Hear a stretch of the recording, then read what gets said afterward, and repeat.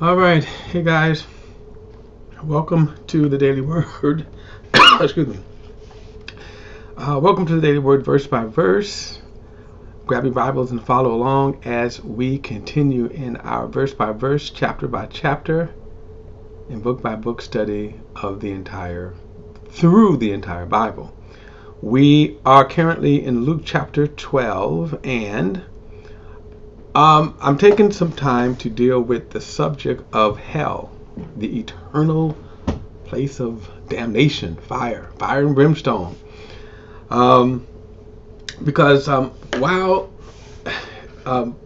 there are, I think a lot of churches don't deal with this, what was called the seeker-friendly movement.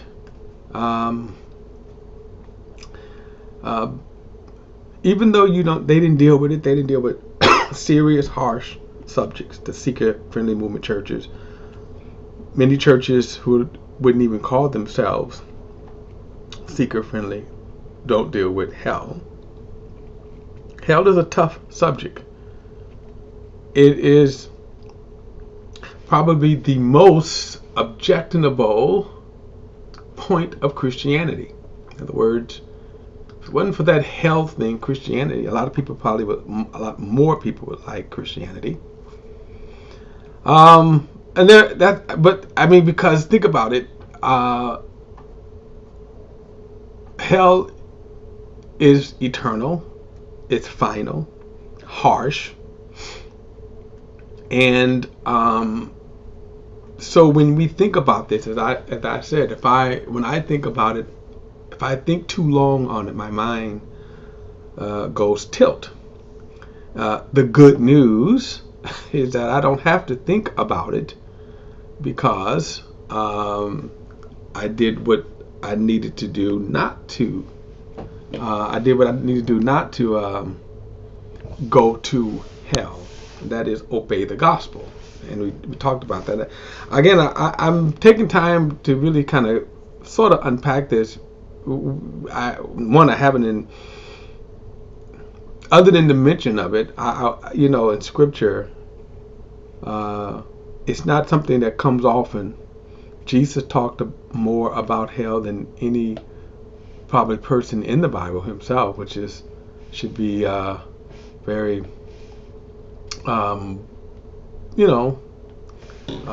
surprising to people. He talked, and and just as a matter of of understanding, and just as a matter of to me of understanding, just a matter of understanding from the Christian perspective. In the gospel here, Jesus is warning people about hell. And as I said, part of the gospel message is warning people about hell. And so we've been talking about this. What is it? And as you know from the thumbnail, I kind of asked the question, is hell torment or torture? So the question is a fair question because the image that Jesus gives, when he says, he uses the image of Gehenna, and Gehenna was an Old Testament city that fell to ruin and became a garbage dump. And so as this garbage dump outside of Jerusalem, it was a perpetual fire, continual fire, and they would throw the refuse, garbage. It was also, sometimes they would throw dead bodies. And so the sight was, of course, an unsightly. You would see sometimes dead bodies. You would see maggots and worms, and that's why you see, like in Mark, when he talks about, where the worm dieth. And what basically Jesus was doing is he's kind of pointing to this garbage dump, Gehenna, which we translate the English word hell. And then he says, now that's what Hades is like. And so Hades is actually the of the reality, life after death for those who don't obey the gospel. And so what I talked last time, I said, well, why does God send people to hell? There was one preacher who lost his entire ministry over this. When I say that, he just couldn't take the idea that God could send people to hell. And about 10 years ago, maybe a little over 10 years ago, he began that journey and lost everything, which was amazing, because to me, his ministries were built upon kind of lies anyway, but he traded one lie for the other, and he started teaching this idea of you cannot, that God is not going to send anybody to hell. Everyone is going to go to heaven. So when we ask the question, and the world asks, how can a loving God send people to hell? How can a loving God send people to hell? And it's a fair question. So we have to, in order to answer that, we have to kind of look at what the Bible gives us. Now, last time I talked about the sinfulness of man, and you have to understand that. You have to understand that what God is punishing, what God is responding to, is man's sinful act. Now, there are a couple of things you need to understand. We cannot help, other than Adam, we cannot help that we're in the predicament of facing God's wrath. But what we can help is we could receive and take the life raft, as it were, the life raft that God has sent for us. The question is, why aren't some people taking that life raft? Right? Why are people rebelling?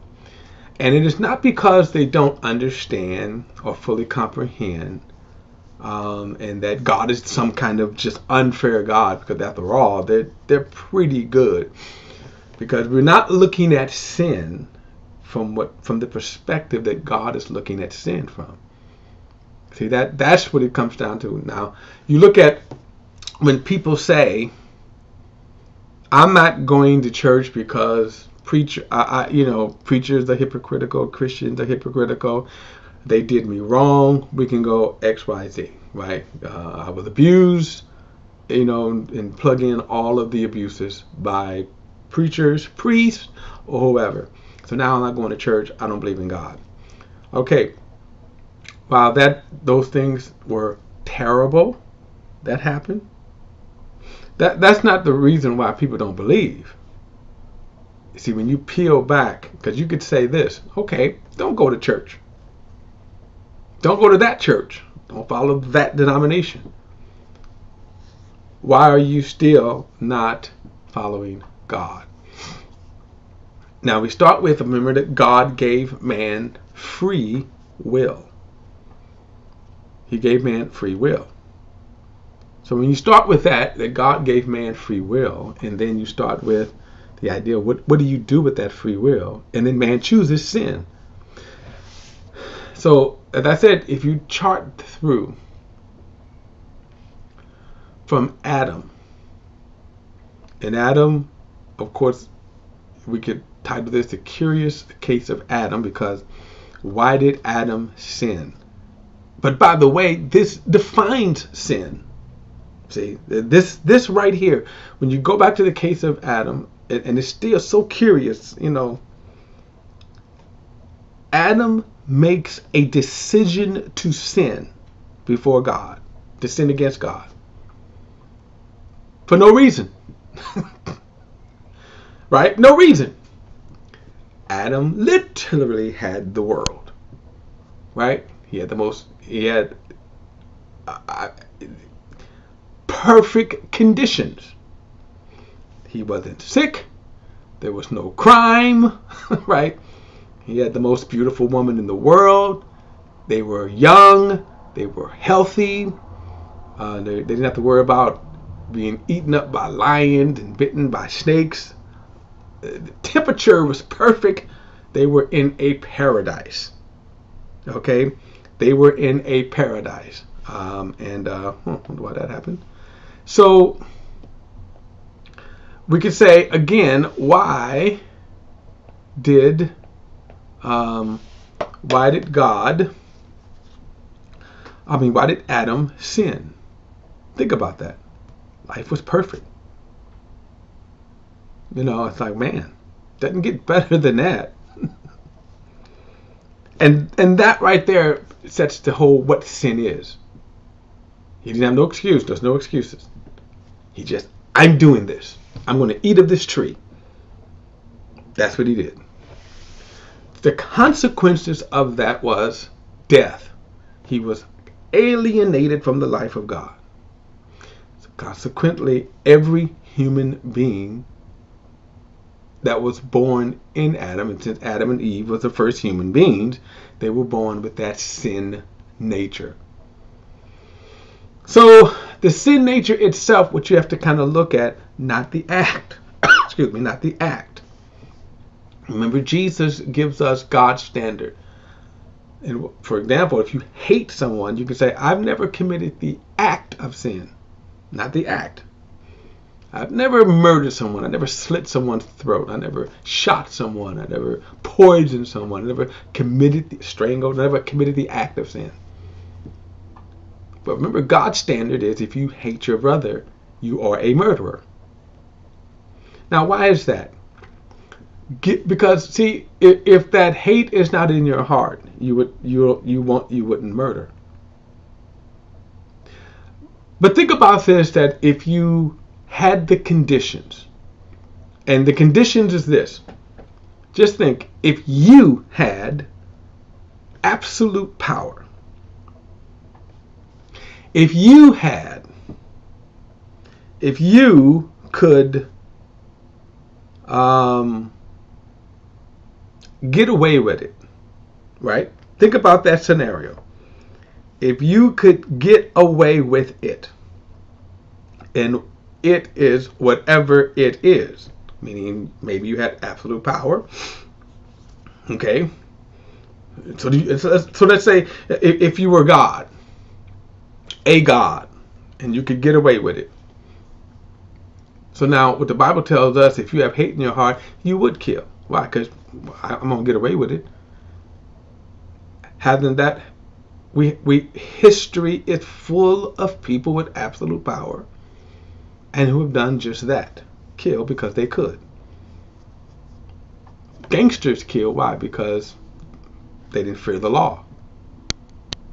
Kings kill because they were the king and they knew they can get away with it. So then you kind of go down the total pole on that, and you can say, well, people do it now because they're just stupid. Murder. Thinking they can get away with it. When you think about people who plan things, plan murder, right? It starts with hate. In other words, if that element wasn't there, you wouldn't do it. Now, the same thing, you think about David when he committed adultery. Why? Because he could. Think about Solomon. Solomon had over 1,000 women, wives and concubines in his life. Why? Because he could. He was the king, right? So in other words, if you could get away with it, you would do it. But that is now violating God's standard. God's standard. And that's what makes you a sinner. Okay? That's what makes you a sinner. And you are, as humans, we are hopelessly lost in our sin. We cannot earn our way to heaven because, you see, God's standard is so pure. God's standard is so holy. God's standard is perfection. That's why I said I tell the story about the commandment in the law, all unrighteousness is law. So anything that is not right is unrighteousness. Anything that's unrighteous is sin. All unrighteousness is sin. That's what I'm probably to say. But anyway, all unrighteousness is sin. We always count the big sins. We say, well, like I say, I haven't murdered. I haven't committed adultery. Idolatry, having worship idols, right? Not even a part of our culture, is it, to build a golden calf, right? And even those who had a golden calf of Trump, they didn't. Well, some people mocked it, but they didn't really bow down and worship it. But much can be said about that. But anyway, I could say, okay, so I haven't committed the big commandments, but here's a commandment where Moses said, if you say your neighbor's ox that got lost and wandered off, you see the ox. He says, get your neighbor's ox, hold the ox until your neighbor comes looking for it. By the way, this is fulfilling love thy neighbor as thyself. He says, get the neighbor's ox until he comes, hold it until the neighbor comes looking for it.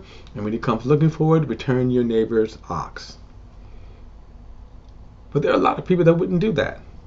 There are people that would go, don't see the neighbor around, don't see no tag, no dog tags, no whatever, and keep the ox for themselves. No brand, right? I keep the ox for themselves.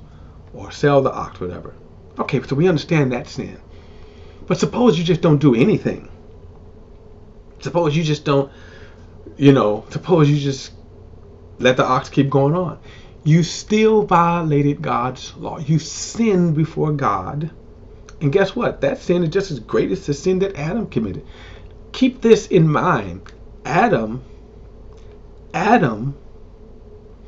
he ate fruit. He didn't do all of the things he did. He didn't curse God. He didn't blaspheme God. He didn't, build an idolatrous altar. He didn't kill his wife. And he didn't do any of the biggie sins, right? He just ate fruit. That's all he did. He just ate fruit. He ate fruit. So sin, from God's perspective, is a lot different, and it is.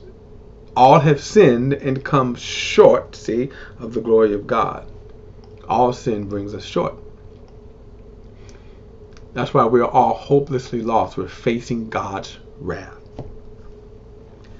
So, the fact that people are going to hell now, and is because that sin nature, that driving principle, that force that said, I'm not going to obey God, causes them to say, I'm not going to accept Jesus, God's salvation. So we said also, let me read it again, verse 4, and I say to you, my friends, don't fear those who kill the body, and afterwards they cannot do anything more, but I will show you the one to fear. Fear him who has authority to throw people into hell after death. So we talked about this reality. We are spirit. We have souls, and we live in a body. Right now, if you're in the land of the living, you're not aware of the spiritual realm. And the spiritual realm, remember, is the reality. Where God is the reality. Okay, where God dwells, that's the reality. Now, God created the physical realm, space, time, right? And kind of look at it, if you were in a fishbowl, some kind of sphere, that's not the reality. That's temporal. So what is eternal is our spirit. Jesus said, don't fear them that can kill the body. We only know our bodies. When Adam sinned, in a sense, he cut off the means by which we would have spiritual sensory, and we begin to live by our lower base, by the physical. So what we live through our 5 physical senses, right? Our eyes, our smelling, our hearing, our touch, and our taste. We contact the physical world around us. That's how we know what's going on in the world. Now, what we can't do is sense what's going on in the spirit, unless God opens our spiritual senses. Now, of course, before you were born again, you were dead. And that spirit man was dead. Your inner self was dead. So when we die, we enter an awareness of it. We shed the physical body. We are spirit, but we enter the awareness. Now, I'm going to go back, excuse me, because we was looking at this story about the rich man and the poor man, and it gives us a view, it gives us a picture of kind of what goes on after death. I'm going to start reading it again. He says, this is Luke chapter 16. So in verse 19, he says, there was a rich man who would dress in purple and fine linen, feasting lavishly every day. But a poor man named Lazarus, covered with sores, was left at his gate. He longed to be filled with what fell from the rich man's table, but instead the dogs would come and lick his sores. One day the poor man died and was carried by the angels into Abraham's side. The rich man also died and was buried. Now, again, remember, both were in the land of the living. Both died.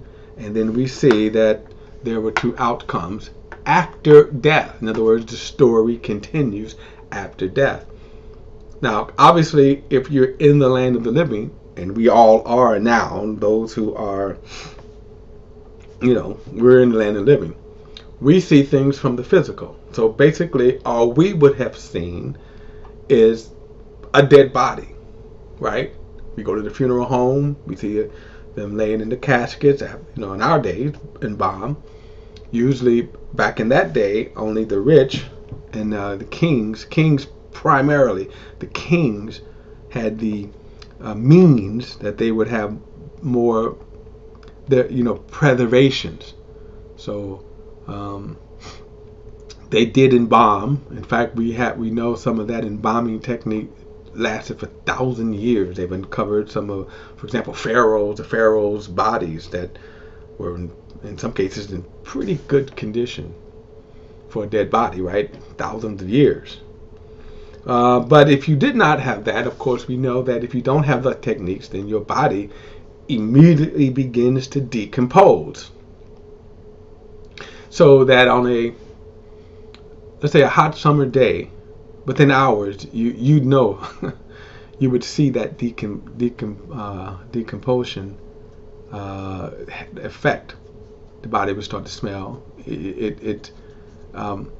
Put like this: what was so gruesome back in 1978, back in 1978, there was a guy by the name of Jim Jones who led his flock of about 1,000 people down to Guyana, South America. He was deranged, but the people followed him. They did not, he billed himself as a minister and kind of a prophet, but he was paranoid. Actually, it would be interesting. He more so was an atheist, but he saw a good thing in the church. He see how gullible church folk are, that they would just pretty much believe. If you say, hey, I'm a prophet, and then people would believe that. Okay. He leads his flock down to South America, and when things started to close in on him in his deranged, paranoid way, he led his flock of nearly 1,000 to drink suicide. It is, I think, still on record as the largest mass suicide. There were some people that escaped. Most died. There were even some who were forced death, or forced to drink it, or they either drunk it, or they shot you up. All right, this was in Guyana, South America, in the summertime. So by the time news crews got over there and you see them circling, they didn't kind of zoom in on it, but the scene was already gruesome because, again, the decomposition of the body. Now, again, why am I saying this? We know what happens to the body when it dies, okay? And so my point is the fact that the story now continues on. It's just not sleep. They didn't lose conscious. So in verse 23, he says, and being in torments, the rich man also died and was buried. Then he says, verse 23. By the way, they usually will, bury you that same day that you died. They didn't wait for you to catch the Greyhound bus station and, a week later, 2 weeks later, whatever. They didn't, you usually was, again, the funeral, it was that day. Verse 23, and being in torments in Hades. Now, notice the word Hades there. This translation uses the word Hades. I do believe that if you're using the old King James, it may say hell. And again, you have to understand that hell and Hades are not used per se interchangeably. Hell was an illustration that Jesus used of Gehenna, or saying the garbage dump. Hades is the place of the departed dead. And then he says, he looked up and he saw Abraham a long ways off and Lazarus at his side. And I want to stop again because we looked at this. Remember, again, a few chapters ago on the Mount Transfiguration, we saw that Moses and Elijah stopped by and they were talking with Jesus. And they were talking about their death. Now, remember, Peter and them saw this, Peter, James, and John, and later would tell the disciples what they saw. In fact, Jesus had told them at the time, don't tell anyone about this until after the death. So the disciples didn't know until after Jesus ascended into heaven. So they would tell this story. Luke probably heard this story from one of the apostles and disciples. And so the question would be, how did they know that it was Elijah and Moses? And notice he says in this story here, notice the rich man knows who is who. He knows this is Lazarus. In other words, it wasn't just all vapors sitting there, like you see in some of the ghost movies, right? But notice this, by the way, that there is a reality, there is a substance to the spiritual realm. Now, the reason why from the physical realm it may look like a vapor or a ghost or transparent or trance, that your hand can pass through, because we're in the physical realm. But if you was to shed your body and you would be in the spiritual realm, right? And you walk into a wall, you're dumb enough to walk into a wall, you're going to walk into a wall. My point is that there seems to be something else added here, that maybe when you shed the physical, there is more of an awareness, there's more of revelation. Because again, how else would you know? But anyway, this rich man knew that's Abraham and that's Lazarus. Okay.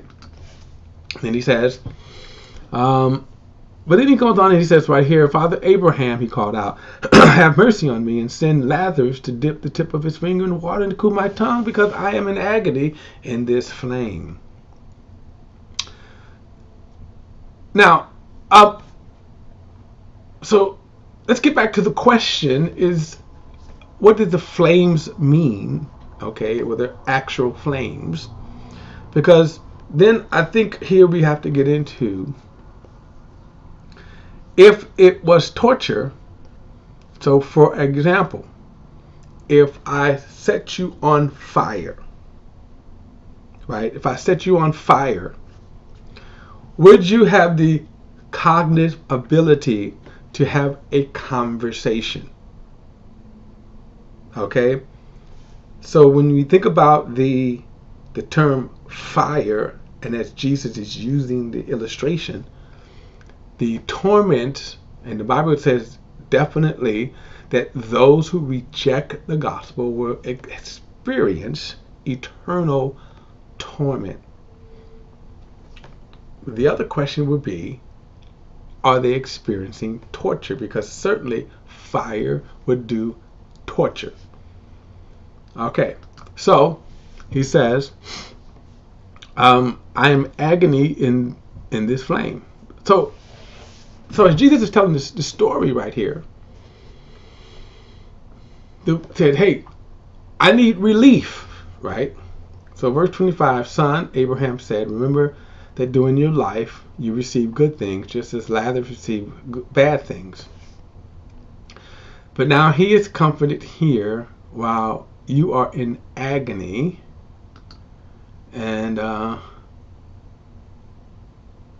let me see. Go on. He says, besides this, there's a great chasm that has been fixed between us, so that those who want to pass over from here to you cannot, neither can those from there cross over to us. Now in this place, this is actually called Abraham's bosom, or you can say the afterlife.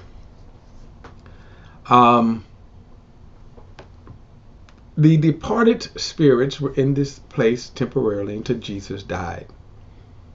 Now notice you see the term Abraham.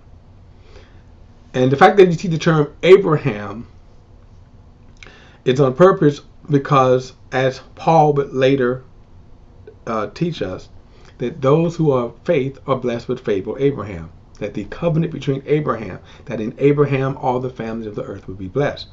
So the imagery is, Jesus is being very purposeful about the imagery there. Then he says, so while those who, we could say in the Old Testament, remember they received their righteousness on credit, and they were thus waiting for the ascension of Jesus, the death, burial, and resurrection. Now, because this is a story and it gives us a glimpse, I'm trying to be careful not to try to speculate and go beyond what is being revealed, okay, to get into speculation. So we get this glimpse here that we now know after the ascension, Paul makes the declaration that to be absent from the body is to be present with the Lord. That's the status of the New Testament believer and all those who die in the Lord right now. Okay? So, the rich man, let me go back, because the rich man now is pleading for relief. And he says, you receive good things and he received bad things, and now the roles are reversed. He's comforted. So, let me also stress, it's not based upon the fact merely that the man was rich and that merely Lazarus was poor. There were going to be plenty of poor people who did not receive Christ and would be in the same boat as the rich man. In other words, as there's this big chasm, and by the way, Hades was located in the underworld. There's this big chasm that separated them, that they could not cross one for the other.